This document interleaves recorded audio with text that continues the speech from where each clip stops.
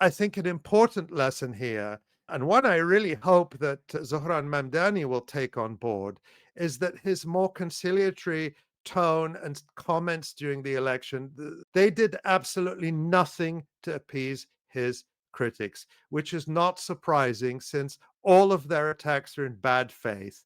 These are white supremacists, these are Islamophobes, these are Israel firsters. Nothing you can say will appease them. There will never come a moment, no matter how much Zohran Mamdani gives them, where they say, okay, you're a good boy now, we'll support you. That day will never come. Here, for example, is an editorial in the Washington Post just the day before the election.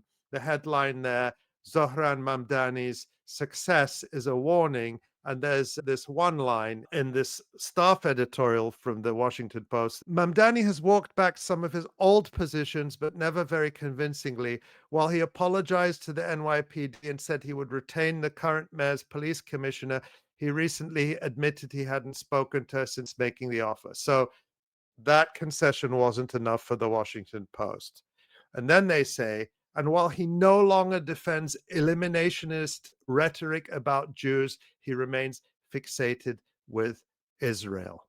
There's so much dishonesty in this. First of all, he has never used eliminationist rhetoric about Jews or defended it.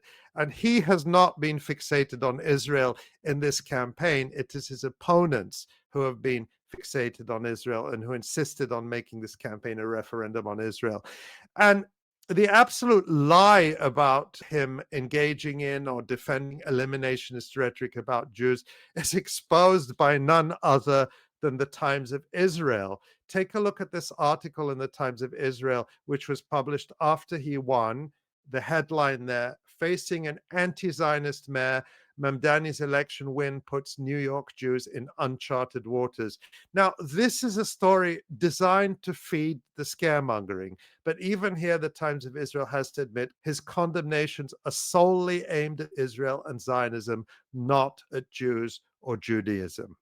That's the Times of Israel. Perhaps the Washington Post editorial writers should read the Times of Israel.